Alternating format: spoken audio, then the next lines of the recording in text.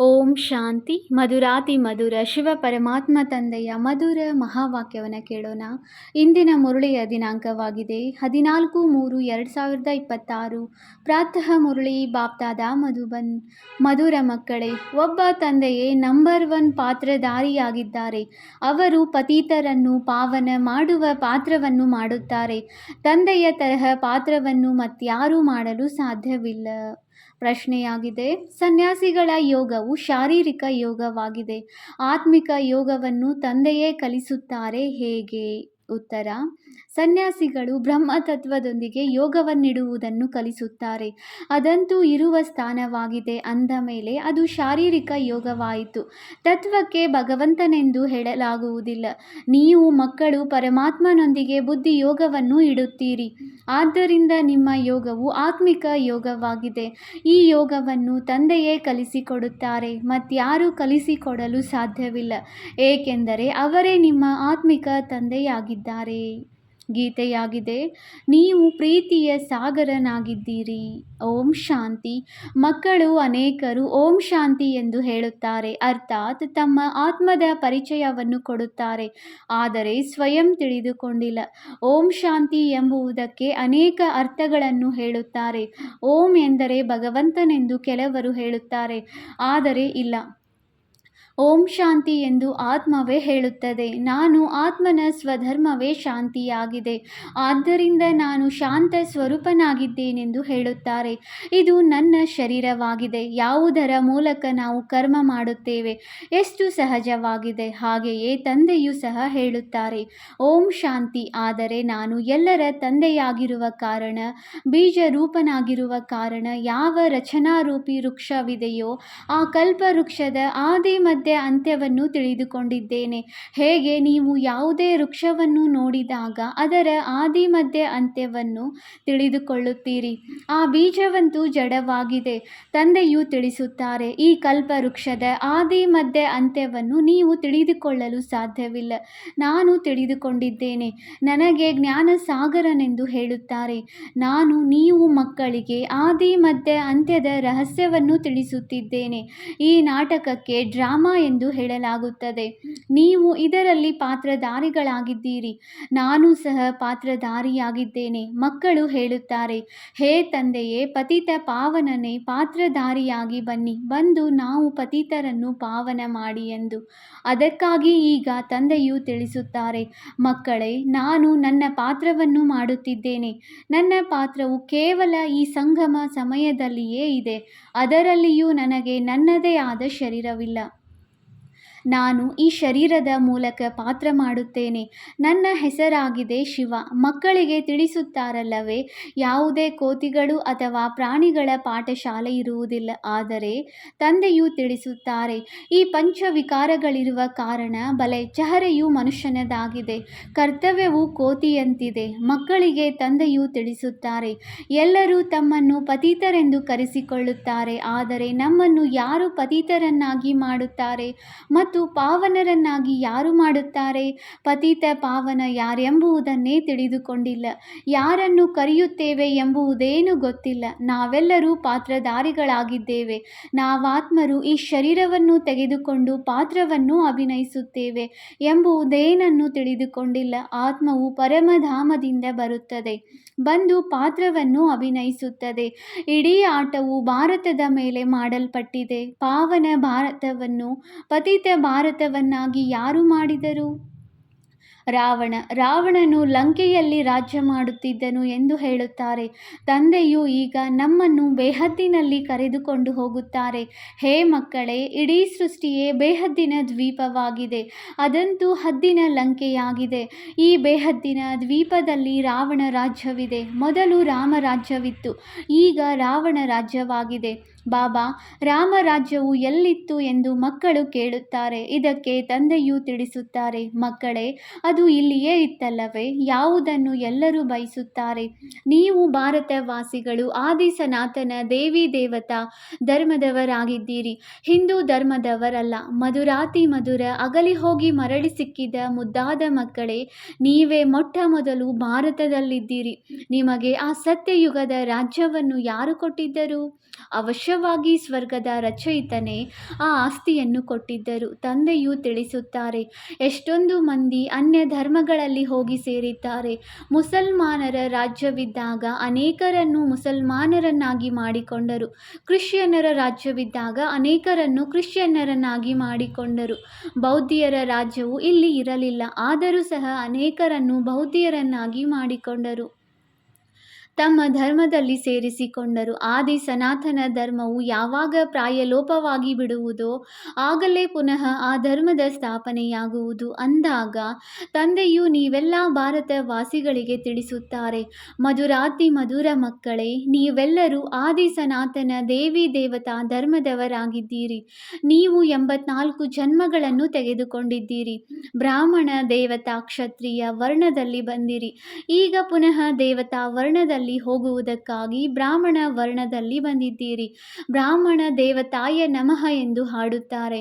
ಮೊದಲು ಬ್ರಾಹ್ಮಣರ ಹೆಸರನ್ನು ತೆಗೆದುಕೊಳ್ಳುತ್ತಾರೆ. ಬ್ರಾಹ್ಮಣರೇ ಭಾರತವನ್ನು ಸ್ವರ್ಗವನ್ನಾಗಿ ಮಾಡಿದ್ದೀರಿ. ಇದು ಭಾರತದ ಪ್ರಾಚೀನ ಯೋಗವಾಗಿದೆ. ಮೊಟ್ಟ ಮೊದಲು ಯಾವ ರಾಜಯೋಗವಿತ್ತೋ ಅದರ ವರ್ಣನೆಯು ಗೀತೆಯಲ್ಲಿದೆ.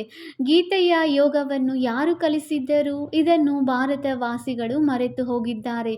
ತಂದೆಯು ತಿಳಿಸುತ್ತಾರೆ, ಮಕ್ಕಳೇ, ಆ ಯೋಗವನ್ನು ನಾನೇ ಕಲಿಸಿದ್ದೆನು. ಇದು ಆತ್ಮಿಕ ಯೋಗವಾಗಿದೆ. ಉಳಿದೆಲ್ಲವೂ ದೈಹಿಕ ಯೋಗಗಳಾಗಿವೆ. ಸನ್ಯಾಸಿಗಳು ಬ್ರಹ್ಮತತ್ವದೊಂದಿಗೆ ಯೋಗವನ್ನಿಡಿ ಎಂದು ದೈಹಿಕ ಯೋಗಗಳನ್ನು ಕಲಿಸುತ್ತಾರೆ. ಆದರೆ ಅದು ತಪ್ಪಾಗಿದೆ. ಬ್ರಹ್ಮತತ್ವವು ಇರುವ ಸ್ಥಾನವಾಗಿದೆ ಅಂದ ಮೇಲೆ ಅದು ಪರಮಾತ್ಮನಾಗಲಿಲ್ಲ. ತಂದೆಯನ್ನೇ ಮರೆತು ಹೋಗಿದ್ದಾರೆ. ನೀವು ಸಹ ಮರೆತು ಹೋಗಿದ್ದೀರಿ. ನೀವು ತಮ್ಮ ಧರ್ಮವನ್ನು ಮರೆತು ಬಿಟ್ಟಿದ್ದೀರಿ. ಇದು ಡ್ರಾಮಾದಲ್ಲಿ ನಿಗದಿಯಾಗಿದೆ. ವಿದೇಶದಲ್ಲಿ ಯೋಗವು ಇರಲೇ ಇಲ್ಲ. ಹಠಯೋಗ ಮತ್ತು ರಾಜಯೋಗವು ಇಲ್ಲಿಯದೇ ಆಗಿದೆ. ಆ ನಿವೃತ್ತಿ ಮಾರ್ಗದ ಸನ್ಯಾಸಿಗಳು ಎಂದೂ ರಾಜಯೋಗವನ್ನು ಕಲಿಸಲು ಸಾಧ್ಯವಿಲ್ಲ.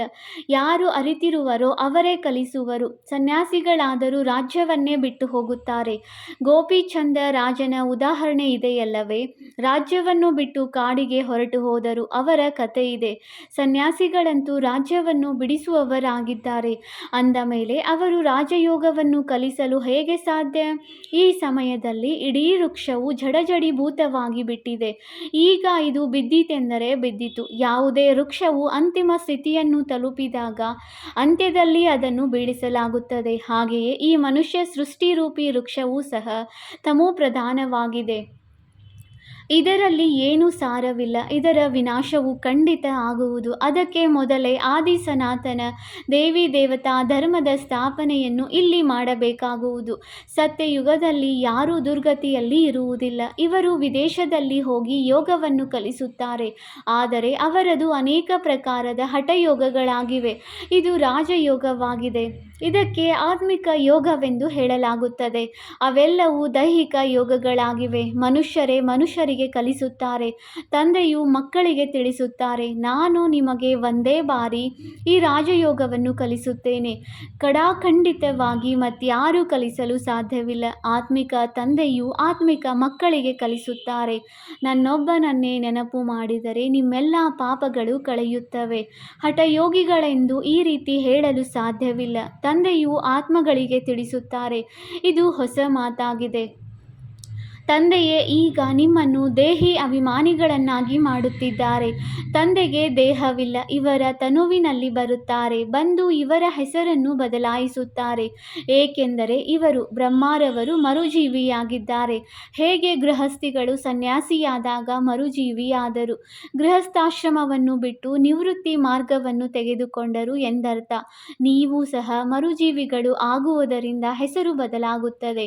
ಯಜ್ಞದ ಆದಿಯಲ್ಲಿ ಎಲ್ಲರಿಗೆ ಅಲೌಕಿಕ ಹೆಸರುಗಳನ್ನು ಇಡಲಾಗಿತ್ತು. ನಂತರ ಕೆಲವರು ಜ್ಞಾನವನ್ನು ಬಿಟ್ಟು ಹೋದರು. ಆದ್ದರಿಂದ ಹೆಸರಿಡುವುದನ್ನು ನಿಲ್ಲಿಸಲಾಯಿತು. ಆದ್ದರಿಂದ ತಂದೆಯು ತಿಳಿಸುತ್ತಾರೆ, ನಾನು ಹೆಸರನ್ನಿಟ್ಟ ನಂತರ ಮತ್ತೆ ಓಡಿ ಹೋದರೆ ಅದು ವ್ಯರ್ಥವಾಗಿ ಬಿಡುತ್ತದೆ. ಮೊದಲು ಬಂದವರಿಗೆ ಇಟ್ಟಿದ್ದ ಹೆಸರುಗಳು ಬಹಳ ರಮಣೀಯವಾಗಿತ್ತು. ಈಗ ಯಾರಿಗೂ ಇಡುವುದಿಲ್ಲ. ಯಾರು ಸದಾ ನನ್ನ ಮಗುವಾಗಿರುವರೋ ಅವರಿಗೆ ಹೆಸರನ್ನು ಇಡಲಾಗುವುದು. ಅನೇಕರಿಗೆ ಹೆಸರುಗಳನ್ನಿಟ್ಟೆವು, ಆದರೆ ಮತ್ತೆ ಮತ್ತೆ ತಂದೆಗೆ ವಿಚ್ಛೇದನ ನೀಡಿ ಹೊರಟು ಹೋದರು. ಆದ್ದರಿಂದ ಈಗ ಹೆಸರುಗಳನ್ನು ಬದಲಾಯಿಸುವುದಿಲ್ಲ. ತಂದೆಯು ತಿಳಿಸುತ್ತಾರೆ, ಈ ಜ್ಞಾನವು ಕ್ರಿಶ್ಚಿಯನ್ನರ ಬುದ್ಧಿಯಲ್ಲಿಯೂ ಕುಳಿತುಕೊಳ್ಳುವುದು. ಇಷ್ಟಾದರೂ ತಿಳಿದುಕೊಳ್ಳುತ್ತಾರೆ, ಭಾರತದ ಯೋಗವನ್ನು ನಿರಾಕಾರ ತಂದೆಯೇ ಬಂದು ಕಲಿಸಿದ್ದರು. ತಂದೆಯನ್ನು ನೆನಪು ಮಾಡುವುದರಿಂದಲೇ ಪಾಪಗಳು ಭಸ್ಮವಾಗುತ್ತವೆ ಮತ್ತು ನಾವು ನಮ್ಮ ಮನೆಗೆ ಹೊರಟು ಹೋಗುತ್ತೇವೆ. ಯಾರು ಈ ಧರ್ಮದವರು ಅನ್ಯ ಧರ್ಮಗಳಲ್ಲಿ ಹೋಗಿ ಸೇರಿದ್ದಾರೆಯೋ ಅವರೇ ಮತ್ತೆ ಹಿಂತಿರುಗಿ ಬರುವರು. ನಿಮಗೆ ತಿಳಿದಿದೆ, ಮನುಷ್ಯರು ಯಾರೂ ಮನುಷ್ಯರ ಸದ್ಗತಿ ಮಾಡಲು ಸಾಧ್ಯವಿಲ್ಲ. ಈ ದಾದಾರವರು ಸಹ ಮನುಷ್ಯನಾಗಿದ್ದಾರೆ. ಇವರು ಸಹ ಹೇಳುತ್ತಾರೆ, ನಾನು ಯಾರದೇ ಸದ್ಗತಿ ಮಾಡಲು ಸಾಧ್ಯವಿಲ್ಲ. ಈ ತಂದೆಯು ಶಿವತಂದೆ ನಮಗೆ ಕಲಿಸುತ್ತಾರೆ, ನಿನ್ನ ಸದ್ಗತಿಯೂ ಸಹ ನೆನಪಿನಿಂದಲೇ ಆಗುವುದು ಎಂದು. ತಂದೆಯು ತಿಳಿಸುತ್ತಾರೆ, ಮಕ್ಕಳೇ, ಹೇ ಆತ್ಮಗಳೇ, ನನ್ನೊಂದಿಗೆ ಯೋಗವನ್ನಿಡಿ, ಆಗ ನಿಮ್ಮ ವಿಕರ್ಮಗಳು ವಿನಾಶವಾಗುತ್ತವೆ. ನೀವು ಮೊದಲು ಸತೋಪ್ರಧಾನ ಪವಿತ್ರರಾಗಿದ್ದೀರಿ, ನಂತರ ತುಕ್ಕು ಸೇರ್ಪಡೆಯಾಗಿದೆ. ನೀವು ಮೊದಲು ದೇವಿ ದೇವತೆಗಳು ಅಂದರೆ 24 ಕ್ಯಾರೆಟ್ ಚಿನ್ನವಾಗಿದ್ದೀರಿ, ಈಗ ಸಂಪೂರ್ಣ ಕಬ್ಬಿಣದಂತೆ ಆಗಿಬಿಟ್ಟಿದ್ದೀರಿ. ಈ ಯೋಗವನ್ನು ಕಲ್ಪಕಲ್ಪವೂ ನೀವು ಕಲಿಯಬೇಕಾಗುತ್ತದೆ. ನೀವು ತಿಳಿದುಕೊಂಡಿದ್ದೀರಿ, ನಿಮ್ಮಲ್ಲಿಯೂ ಕೆಲವರು ಪೂರ್ಣ ತಿಳಿದುಕೊಂಡಿಲ್ಲ, ಕೆಲವರು ಅಲ್ಪ ಸ್ವಲ್ಪ ತಿಳಿದುಕೊಂಡಿದ್ದಾರೆ, ಇನ್ನು ಕೆಲವರಂತೂ ಕೇವಲ ಇಲ್ಲಿ ಏನು ಕಲಿಸುತ್ತಾರೆಂದು ನೋಡಲು ಬರುತ್ತಾರೆ. ಬ್ರಹ್ಮ ಕುಮಾರ ಕುಮಾರಿಯರಂತೂ ಅನೇಕರಿದ್ದಾರೆ ಅಂದ ಮೇಲೆ ಅವಶ್ಯವಾಗಿ ಪ್ರಜಾಪಿತ ಬ್ರಹ್ಮನೂ ಇರಬೇಕಲ್ಲವೇ? ಅವರಿಗೆ ಇಷ್ಟೊಂದು ಮಂದಿ ಬಂದು ಮಕ್ಕಳಾಗಿದ್ದೀರಿ ಅಂದ ಮೇಲೆ ಅವಶ್ಯವಾಗಿ ಏನೋ ಇರಬೇಕು ಎಂದು ಹೋಗಿ ಅಲ್ಲಿ ಕೇಳಬೇಕು. ನಿಮಗೆ ಪ್ರಜಾಪಿತ ಬ್ರಹ್ಮನಿಂದ ಏನು ಸಿಗುತ್ತದೆ ಎಂದು ಕೇಳಬೇಕಲ್ಲವೇ? ಆದರೆ ಮನುಷ್ಯರಿಗೆ ಇಷ್ಟಾದರೂ ಬುದ್ಧಿಯಿಲ್ಲ. ವಿಶೇಷವಾಗಿ ಭಾರತಕ್ಕಾಗಿಯೇ ಹೇಳುತ್ತಾರೆ, ಕಲ್ಲು ಬುದ್ಧಿಯವರಿಂದ ಪಾರಸ ಬುದ್ಧಿಯವರು, ಪಾರಸ ಬುದ್ಧಿಯವರಿಂದ ಕಲ್ಲು ಬುದ್ಧಿಯವರೆಂದು ಗಾಯನವಿದೆ. ಸತ್ಯ ತ್ರೇತಾಯುಗದಲ್ಲಿ ಪಾರಸ ಬುದ್ಧಿಯವರಾಗಿದ್ದೀರಿ, ನಂತರ ಬೆಳ್ಳಿಯ ಸಮಾನರಾದಿರಿ. ಆಗ 2 ಕಲೆಯೂ ಕಡಿಮೆಯಾಯಿತು, ಆದ್ದರಿಂದ ಚಂದ್ರವಂಶೀಯರೆಂದು ಹೆಸರು ಬಂದಿತು, ಏಕೆಂದರೆ ಅನುತ್ತೀರ್ಣರಾದರು. ಇದು ಸಹ ಪಾಠಶಾಲೆಯಾಗಿದೆ. 33 ಅಂಕಗಳಿಗಿಂತ ಯಾರು ಇಳಿಯುವರೋ ಅವರು ಅನುತ್ತೀರ್ಣರಾಗುತ್ತಾರೆ. ರಾಮ, ಸೀತೆ ಮತ್ತು ಅವರ ರಾಜ್ಯದಲ್ಲಿರುವವರು ಸಂಪೂರ್ಣರಲ್ಲ, ಆದ್ದರಿಂದ ಸೂರ್ಯವಂಶೀಯರಾಗಲು ಸಾಧ್ಯವಿಲ್ಲ. ಇಷ್ಟು ದೊಡ್ಡ ಪರೀಕ್ಷೆ ಇದೆ ಅಂದ ಮೇಲೆ ಯಾರಾದರೂ ಅನುತ್ತೀರ್ಣರಾಗಿಯೇ ಆಗುತ್ತಾರಲ್ಲವೇ? ಮೊದಲು ICSನ ಪರೀಕ್ಷೆಯು ಬಹಳ ಕಷ್ಟವಾಗಿರುತ್ತಿತ್ತು. ಎಲ್ಲರೂ ಓದಲು ಸಾಧ್ಯವಾಗುತ್ತಿರಲಿಲ್ಲ, ಕೆಲವರೇ ತೇರ್ಗಡೆಯಾಗುತ್ತಿದ್ದರು. ನಾವು ಸೂರ್ಯವಂಶಿ ಮಹಾರಾಜ ಮಹಾರಾಣಿಯರಾಗಬೇಕೆಂದು ಯಾರಾದರೂ ಬಯಸುವುದಾದರೆ ಅದರಲ್ಲಿಯೂ ಬಹಳ ಪರಿಶ್ರಮ ಬೇಕು. ಮಮ್ಮ ಬಾಬಾರವರು ಸಹ ಶ್ರೀಮತದಂತೆ ಓದುತ್ತಿದ್ದಾರೆ. ಅವರು ಮೊದಲ ನಂಬರ್ನಲ್ಲಿ ಓದುತ್ತಾರೆ. ಮತ್ತೆ ಯಾರು ಆ ಮಾತಾಪಿತರನ್ನು ಫಾಲೋ ಮಾಡುವರೋ ಅವರೇ ಮಾತಾಪಿತರ ಸಿಂಹಾಸನದಲ್ಲಿ ಕುಳಿತುಕೊಳ್ಳುತ್ತಾರೆ. ಸೂರ್ಯವಂಶೀಯರದು 8 ಪೀಳಿಗೆಗಳು ನಡೆಯುತ್ತವೆ. ಹೇಗೆ ಎಡ್ವರ್ಡ್ ದಿ ಫಸ್ಟ್ ಸೆಕೆಂಡ್ ರಾಜಧಾನಿಯು ನಡೆಯುತ್ತದೆಯಲ್ಲವೇ? ಈ ಕ್ರಿಶ್ಚಿಯನ್ನರೊಂದಿಗೆ ನಿಮ್ಮದು ಹೆಚ್ಚು ಸಂಬಂಧವಿದೆ. ಕ್ರಿಶ್ಚಿಯನ್ ಮನೆತನದವರೇ ಭಾರತದ ರಾಜ್ಯವನ್ನು ಕಸಿದುಕೊಂಡರು, ಭಾರತದ ಅಪಾರ ಧನವನ್ನು ತೆಗೆದುಕೊಂಡು ಹೋದರು ಅಂದ ಮೇಲೆ ವಿಚಾರ ಮಾಡಿ, ಸತ್ಯಯುಗದಲ್ಲಿ ಇನ್ನೆಷ್ಟು ಹಣವಿರಬಹುದು? ಅದರ ಹೋಲಿಕೆಯಲ್ಲಿ ಇಲ್ಲಿ ಏನೂ ಇಲ್ಲ. ಸತ್ಯಯುಗದಲ್ಲಿ ಎಲ್ಲ ಗಣಿಗಳು ಸಂಪನ್ನವಾಗಿ ಬಿಡುತ್ತವೆ. ಈಗಂತೂ ಪ್ರತಿಯೊಂದು ವಸ್ತುವಿನ ಗಣಿಗಳು ಖಾಲಿಯಾಗತೊಡಗುತ್ತಿವೆ. ಮತ್ತೆ ಚಕ್ರವು ಪುನರಾವರ್ತನೆಯಾದಾಗ ಎಲ್ಲ ಗಣಿಗಳು ಸಂಪನ್ನವಾಗಿ ಬಿಡುತ್ತವೆ. ಮಧುರಾತಿ ಮಧುರ ಮಕ್ಕಳೇ, ನೀವೀಗ ರಾವಣನ ಮೇಲೆ ಜಯಗಳಿಸಿ ರಾಜ್ಯವನ್ನು ಪಡೆಯುತ್ತಿದ್ದೀರಿ. ಮತ್ತೆ ಅರ್ಧಕಲ್ಪದ ನಂತರ ಈ ರಾವಣನು ಬರುವನು ಹಾಗೂ ಪುನಃ ನೀವು ರಾಜ್ಯವನ್ನು ಕಳೆದುಕೊಂಡು ಕುಳಿತುಕೊಳ್ಳುತ್ತೀರಿ. ಈಗ ನೀವು ಭಾರತವಾಸಿಗಳು ಕವಡೆಯಂತೆ ಆಗಿಬಿಟ್ಟಿದ್ದೀರಿ. ನಾನು ನಿಮ್ಮನ್ನು ವಜ್ರ ಸಮಾನರನ್ನಾಗಿ ಮಾಡಿದೆನು, ಮತ್ತೆ ರಾವಣನು ಕವಡೆಯಂತೆ ಮಾಡಿಬಿಟ್ಟಿದ್ದಾನೆ. ಈ ರಾವಣನು ಯಾವಾಗ ಬಂದನು, ನಾವೇಕೆ ಅವನನ್ನು ಸುಡುತ್ತೇವೆ ಎಂಬುದನ್ನು ತಿಳಿದುಕೊಂಡಿಲ್ಲ. ಈ ರಾವಣನು ಪರಂಪರೆಯಿಂದಲೂ ಇದ್ದಾನೆಂದು ಹೇಳುತ್ತಾರೆ. ತಂದೆಯು ತಿಳಿಸುತ್ತಾರೆ, ಅರ್ಧ ಕಲ್ಪದ ನಂತರ ಈ ರಾವಣ ರಾಜ್ಯವು ಆರಂಭವಾಗುತ್ತದೆ. ವಿಕಾರಿಗಳಾಗುವ ಕಾರಣ ತಮ್ಮನ್ನು ದೇವಿ ದೇವತೆಗಳೆಂದು ಕರೆಸಿಕೊಳ್ಳಲು ಸಾಧ್ಯವಿಲ್ಲ. ವಾಸ್ತವದಲ್ಲಿ ನೀವು ದೇವಿ ದೇವತಾ ಧರ್ಮದವರಾಗಿದ್ದೀರಿ. ನೀವು ನೋಡುವಷ್ಟು ಸುಖವನ್ನು ಮತ್ಯಾರೂ ನೋಡಲು ಸಾಧ್ಯವಿಲ್ಲ. ಎಲ್ಲರಿಗಿಂತ ತೀರಾ ಬಡವರೂ ಸಹ ನೀವೇ ಆಗಿದ್ದೀರಿ. ಅನ್ಯ ಧರ್ಮದವರು ನಂತರದಲ್ಲಿ ವೃದ್ಧಿ ಹೊಂದುತ್ತಾರೆ. ಕ್ರೈಸ್ಟ್ ಬಂದಾಗ ಮೊದಲು ಬಹಳ ಕಡಿಮೆ ಜನಸಂಖ್ಯೆಯಲ್ಲಿದ್ದರು. ಯಾವಾಗ ಅನೇಕರಾಗಿ ಬಿಡುವರೋ ಆಗ ರಾಜ್ಯಭಾರ ಮಾಡುವರು. ನಿಮಗಂತೂ ಮೊಟ್ಟ ಮೊದಲು ರಾಜ್ಯವು ಸಿಗುತ್ತದೆ. ಇವೆಲ್ಲವೂ ಜ್ಞಾನದ ಮಾತುಗಳಾಗಿವೆ. ತಂದೆಯು ತಿಳಿಸುತ್ತಾರೆ, ಹೇ ಆತ್ಮಗಳೇ, ತಂದೆಯಾದ ನನ್ನನ್ನು ನೆನಪು ಮಾಡಿ. ಅರ್ಧಕಲ್ಪ ನೀವು ದೇಹಾಭಿಮಾನಿಯಾಗಿದ್ದೀರಿ. ಈಗ ದೇಹಿ ಅಭಿಮಾನಿಯಾಗಿ ಪದೇ ಪದೇ ಇದನ್ನು ಮರೆತು ಬಿಡುತ್ತೀರಿ, ಏಕೆಂದರೆ ಅರ್ಧಕಲ್ಪದಿಂದ ಆತ್ಮದಲ್ಲಿ ತುಕ್ಕು ಏರಿದೆ. ಈ ಸಮಯದಲ್ಲಿ ನೀವು ಬ್ರಾಹ್ಮಣ ಋಷಿಕೆಯಾಗಿದ್ದೀರಿ. ನೀವು ಎಲ್ಲರಿಗಿಂತ ಉತ್ತಮರಾಗಿದ್ದೀರಿ. ಸನ್ಯಾಸಿಗಳು ಬ್ರಹ್ಮ ತತ್ವದೊಂದಿಗೆ ಯೋಗವನ್ನು ಇಡುತ್ತಾರೆ. ಅದರಿಂದ ವಿಕರ್ಮಗಳು ವಿನಾಶವಾಗುವುದಿಲ್ಲ. ಪ್ರತಿಯೊಬ್ಬರೂ ಸತೋ ರಜೋ ತಮೋದಲ್ಲಿ ಖಂಡಿತ ಬರಬೇಕಾಗಿದೆ. ಯಾರೂ ಹಿಂತಿರುಗಿ ಹೋಗಲು ಸಾಧ್ಯವಿಲ್ಲ. ಯಾವಾಗ ಎಲ್ಲರೂ ತಮೋಪ್ರಧಾನರಾಗಿ ಬಿಡುವರೋ ಆಗ ತಂದೆಯು ಬಂದು ಎಲ್ಲರನ್ನೂ ಸತೋಪ್ರಧಾನರನ್ನಾಗಿ ಮಾಡುತ್ತಾರೆ. ಅರ್ಥಾತ್ ಎಲ್ಲರ ಜ್ಯೋತಿಯು ಜಾಗೃತವಾಗುತ್ತದೆ. ಪ್ರತಿಯೊಂದು ಆತ್ಮನಿಗೆ ತನ್ನದೇ ಆದ ಪಾತ್ರವು ಸಿಕ್ಕಿದೆ. ನೀವು ಹೀರೋ ಪಾತ್ರಧಾರಿಗಳಾಗಿದ್ದೀರಿ. ನೀವು ಭಾರತವಾಸಿಗಳು ಎಲ್ಲರಿಗಿಂತ ಶ್ರೇಷ್ಠರಾಗಿದ್ದೀರಿ. ನೀವೇ ರಾಜ್ಯವನ್ನು ಪಡೆಯುತ್ತೀರಿ ಮತ್ತು ಕಳೆದುಕೊಳ್ಳುತ್ತೀರಿ. ಮತ್ಯಾರೂ ರಾಜ್ಯವನ್ನು ಪಡೆಯುವುದಿಲ್ಲ. ಅವರಂತೂ ಬಾಹುಬಲದಿಂದ ರಾಜ್ಯ ತೆಗೆದುಕೊಳ್ಳುತ್ತಾರೆ. ತಂದೆಯು ತಿಳಿಸುತ್ತಾರೆ, ಯಾರು ವಿಶ್ವದ ಮಾಲೀಕರಾಗಿದ್ದರೋ ಅವರೇ ಆಗುವರು. ಆದ್ದರಿಂದ ಸತ್ಯವಾದ ರಾಜಯೋಗವನ್ನು ತಂದೆಯ ವಿನಃ ಮತ್ಯಾರೂ ಕಲಿಸಲು ಸಾಧ್ಯವಿಲ್ಲ. ಏನೆಲ್ಲವನ್ನು ಕಲಿಸುತ್ತಾರೆಯೋ ಅವೆಲ್ಲವೂ ಯಥಾರ್ಥ ಯೋಗಗಳಾಗಿವೆ. ಅದರಿಂದ ಯಾರೂ ಹಿಂತಿರುಗಿ ಹೋಗಲು ಸಾಧ್ಯವಿಲ್ಲ. ಈಗ ಅಂತ್ಯವಾಗಿದೆ. ಎಲ್ಲರೂ ದುಃಖದಿಂದ ಮುಕ್ತರಾಗುತ್ತಾರೆ. ಮತ್ತೆ ನಂಬರ್ ವಾರ್ ಬರಬೇಕಾಗಿದೆ. ಮೊದಲು ಸುಖವನ್ನು ನೋಡುವರು, ನಂತರ ದುಃಖವನ್ನು ನೋಡುವರು. ಇವೆಲ್ಲವೂ ತಿಳಿದುಕೊಳ್ಳುವ ಮಾತುಗಳಾಗಿವೆ. ಕೈ ಕೆಲಸ ಮಾಡುತ್ತಿರಲಿ, ಬುದ್ಧಿಯು ನೆನಪು ಮಾಡುತ್ತಿರಲಿ ಎಂದು ಹೇಳಲಾಗುತ್ತದೆ. ಕೈಗಳಿಂದ ಕೆಲಸ ಕಾರ್ಯಗಳನ್ನು ಮಾಡುತ್ತಾ ಇರಿ, ಆದರೆ ಬುದ್ಧಿಯ ಪಾತ್ರ ತಂದೆಯೊಂದಿಗಿರಲಿ. ನೀವಾತ್ಮರು ಒಬ್ಬ ಪ್ರಿಯತಮನ ಪ್ರಿಯತಮೆಯರಾಗಿದ್ದೀರಿ. ಆ ಪ್ರಿಯತಮನು ಈಗ ಬಂದಿದ್ದಾರೆ. ಎಲ್ಲ ಪ್ರಿಯತಮೆಯರನ್ನು ಪವಿತ್ರಗಳನ್ನಾಗಿ ಮಾಡಿ ಕರೆದುಕೊಂಡು ಹೋಗುತ್ತಾರೆ. ಬೇಹದ್ದಿನ ಪ್ರಿಯತಮನಿಗೆ ಎಲ್ಲರೂ ಬೇಹದ್ದಿನ ಪ್ರಿಯತಮೆಯರಾಗಿದ್ದೀರಿ. ನಾನು ಎಲ್ಲರನ್ನೂ ಕರೆದುಕೊಂಡು ಹೋಗುತ್ತೇನೆ ಎಂದು ತಂದೆಯು ತಿಳಿಸುತ್ತಾರೆ. ನಂತರ ನಂಬರ್ ವಾರ್ ಪುರುಷಾರ್ಥದನುಸಾರ ಹೋಗಿ ಪದವಿಯನ್ನು ಪಡೆಯುತ್ತೀರಿ. ಬಲೆ ಗೃಹಸ್ಥ ವ್ಯವಹಾರದಲ್ಲಿರಿ.